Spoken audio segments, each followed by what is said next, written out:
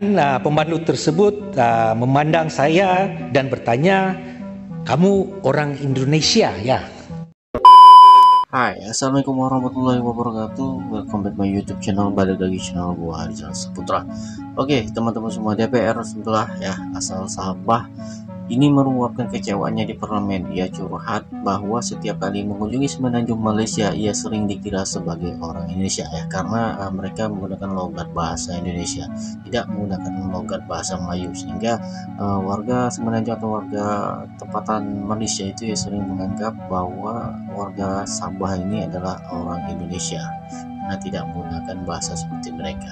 Nah, seperti apa videonya, kita langsung aja reaction ya. Di channel DWNDR ada sebuah video yang berjudul "Seorang anggota DPR Malaysia asal Sabah logatnya seperti orang Indonesia, rapat parlemen heboh." Oke, kita langsung aja reaction videonya guys, check it out. DPR Malaysia curhat dikira orang Indonesia. Dan pemandu tersebut memandang saya dan bertanya, Memang logatnya "Kamu seperti bahasa Indonesia orang ya? Indonesia, ya?" Punca perpaduan Karena emang di Pulau satu Kalimantan ya, tengok di Sabah ini. Tengok di Indonesia. Perkataan ketimbang merupakan perkataan yang terdapat dalam Kamus Besar Bahasa Indonesia. Anggota DPR Malaysia asal Sabah ini meluapkan kekecewaannya di parlemen. Ia curhat bahwa setiap kali mengunjungi semenanjung Malaysia, ia sering dikira sebagai orang Indonesia oleh warga setempat. Kesalahpahaman ini membuatnya kecewa karena menunjukkan kurangnya pemahaman warga semenanjung terhadap identitas Sabah. Kita tahu, logat dan cara bicara orang Sabah dan Sarawak memang lebih mirip dengan bahasa Indonesia daripada bahasa Melayu standar Malaysia. Di sisi lain, Parlemen Malaysia juga membahas soal bahasa nasional, termasuk penyerapannya dari bahasa Indonesia. Kita sebagai rakyat Malaysia terkenal dan kita sendiri berbangga dengan adab dan budaya kita yang senantiasa mengingati dan tidak melupakan asal-usul kita. Maka asal-usul bagaimana negara Malaysia terbentuk melalui Perjanjian Malaysia juga perlu difahami oleh setiap rakyat Malaysia. Datuk Yang Dipertua, saya ingin berkongsi pengalaman peribadi yang menunjukkan salah faham sesetengah rakyat Malaysia terhadap orang Sabah. Baru-baru ini dalam menghadiri sidang parlimen kita pada hari ini, pada sidang ini, semasa tiba di KLIA, saya menaiki Grab untuk pergi ke hotel. Mungkin pemandu kenderaan tersebut mendengar perbualan di antara saya dengan isteri saya. Dan pemandu tersebut memandang saya dan bertanya, "Kamu orang Indonesia, ya?" Ini bukan kali pertama, terus terang. Saya disalah anggap sebagai orang Indonesia. Rakan-rakan saya dari Sabah juga mengalami perkara yang sama. Tetapi apa yang mengecewakan saya adalah kekeliruan sebenar pemandu itu apabila saya menjawab bahwa saya berasal dari Sabah. Soalan seterusnya adalah, pertama kali datang Malaysia, saya menjelaskan bahwa saya berasal dari sebahagian Malaysia dan sangat mengecewakan untuk menyedari bahwa walaupun kita telah menjadi sebahagian negara ini lebih daripada 60 tahun, masih ada ramai lagi yang salah faham mengenai orang Sabah dan Sarawak. Seperti contoh, kita mendengar apabila suatu penjelasan dibuat dan diakhiri dengan ayat, seluruh negara termasuk Sabah dan Sarawak. Saya ambil contoh, bukankah janggal bunyinya kalau saya mengatakan seluruh negara termasuk Selangor, Kedah dan Perlis. Itulah pengalaman-pengalaman yang dilalui oleh rakyat Sabah dan Sarawak. Bahwa selama ini kadang-kadang dalam Facebook pun orang Sabah dihina, bah. Dia bilang kamu tinggal atas popola. Kamu ini orang yang ketinggalan macam-macam. Walaupun berbagai penghinaan diterima, kami terima dengan baik. Kami tahu kelemahan kami, kekurangan kami selama ini di dalam negara ini. Kalaulah sekiranya semua hasil minyak kami yang peroleh, minyak kami boleh dapat lebih daripada 60 bilion setahun. Daripada 300-400 barrel minyak dalam setong dalam satu hari, kita akan punya uang berbilion-bilion untuk negeri Sabah. Tapi kenapa kita mundur? Karena hasil kita diangkut ke tempat lain. Jadi sebab itu bersikap adil lah kepada negeri Sabah, rakyat negeri Sabah. Dan sebab itu kita minta supaya pertimbangan yang lebih adil kepada Sabah dan Sarawak. Supaya kami juga dapat berdiri sama tinggi, duduk sama rendah dengan rakan-rakan di Semenanjung.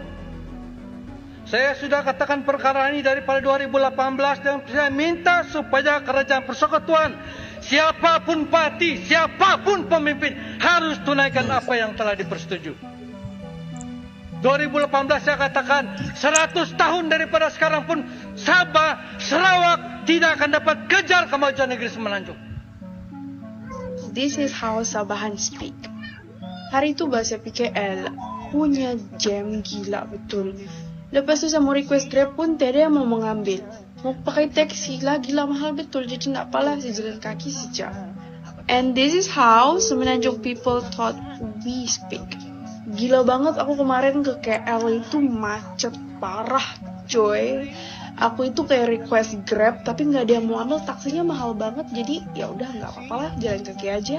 Mungkin sebab ada certain pronunciation, contoh macam apa yang A itu kita pronounce as apa, not apa. So the apa is the Semenanjung slang kan. So mungkin sebab tu yang buat banyak orang dari Semenanjung Malaysia salah faham. Ingat kita ni orang Sarawak is orang Indonesia. So if I speak in bahasa Sarawak ataupun kosakata dalam tamu dewan, mestilah bahasa tersebut tidak ada dalam bahasa Melayu. Maka boleh kita pinjam dari bahasa Inggeris, bahasa Tamil atau beberapa bahasa. Jadi perkataan ketimbang dah ada. Kemudian satu kepelikan juga berlaku. Ini ramai pelajar pada sini. Saya dapat 2-3 Ulu Terengganu. Saya tak ada masa. Sorry, sabar, sorry. Nak tanya penjelasan satu saja. Apa masalahnya dengan menggunakan bahasa Tamil dan bahasa Cina kalau itu adalah bahasa ibunda kita? Tak, betul. Tak. Adakah perikatan nasional? Okey, duduk saya jawab. Saya jawab. Tanya. Saya jawab. Duduk, saya jawab. Maksudnya ialah punca perpaduan ialah menggunakan satu bahasa. Tengok di Singapura, tengok di Indonesia. Jauh tu. Okey, saya pergi kepada satu kepelikan yang berlaku. Adakah Hulu Terengganu bermaksud menggunakan bahasa ibunda sendiri akan memecah belahkan masyarakat? Bukankah hakikatnya ramai anak-anak kita daripada kalangan orang Melayu masuk ke sekolah Tamil dan sekolah Cina? Maksud apa maksud? Saya mohon penjelasan. Penjelasannya ialah untuk ataupun adanya perikatan nasional akan pecah belahkan kita. You masa bahas, you bahaslah. No, saya tanya penjelasan. Adakah perikatan nasional menentang bahasa Tamil dan bahasa Cina? Itu pendirian perikatan nasional. Dia bukan menteri. Saya minta menteri jawab. Bukan Jutun jawab. Bukan menteri. Tapi adakah itu pendirian perikatan nasional? Jawab. Kenapa menentang bahasa Tamil dan bahasa Cina? Kenapa? Bengok nak faham. Ini bengok nak faham. Yang tu, satu kepelikan juga. Saya terima 2-3 kepingkat. Majlis peluncuran. Jadi saya satu perkataan yang pelik. Majlis peluncuran kad kuasa. Majlis peluncuran pecah tanah. Sedangkan peluncuran ini saya mungkin pelajar ada di sini. Mungkin satu kepelikan. Kita menggunakan perkataan pelancaran. Peluncuran ini. Saya tanya penjelasan. Bahasa tepuk atap. Jadi kalau kita menggunakan bahasa tepuk atap, boleh beri penjelasan. Bahawa kita mengagung-agungkan istilah tepuk atap, boleh beri penjelasan. Ya Muhammad mengganggu. Pintu belakang boleh bagi penjelasan. Tepuk atap atau pintu belakang. Jangan marah. Ya Muhammad. Jangan marah. Biarkan Yang Berhormat Hulu Terengganu selesaikan. Dengar molek. Jutung, jangan buat tak faham. Dah lama jadi dewan. Perkataan ketimbang merupakan perkataan yang terdapat dalam Kamus Besar Bahasa Indonesia yang bermaksud kata untuk menandai perbandingan. Kata ketimbang sama erti atau bersinonim dengan kata daripada. Maha kaya antara satu daripada 12 perkataan baharu yang sering kali digunakan oleh Perdana Menteri Datuk Seri Anwar Ibrahim dimasukkan pada kamus dalam talian Dewan Bahasa dan Pustaka DBP. Menteri Pendidikan Fadilah Siddiq ketika mengesahkannya berharap orang ramai dapat menerima bahawa perbendaharaan bahasa Melayu terus hidup dan sedang berkembang. Usulan menjadikan bahasa Melayu sebagai bahasa utama seperti di Indonesia, dan Singapura pun menuai penolakan dari parlemen beretnis India. Oke guys, itu tadi video kita reaction ya, dimana ada perwakilan dari warga Sabah ya, dimana dia karena berlogat Indonesia ya, berlogat seperti Indonesia, jadi warga tempatan atau warga Semenanjung ini sering menganggap mereka adalah orang Indonesia. Ya, mereka bingung ya, padahal mereka udah lama sudah menjadi warga dari Malaysia, tapi hanya karena berlogat berbeda dengan Semenanjung Malaysia, mereka dianggap sebagai orang Indonesia. Oke, buat teman-teman semua, cukup sekian reaction gua. Jika kalian ingin berkomentar, silahkan tinggalkan di kolom komentar. Saya Wassalamualaikum warahmatullahi wabarakatuh.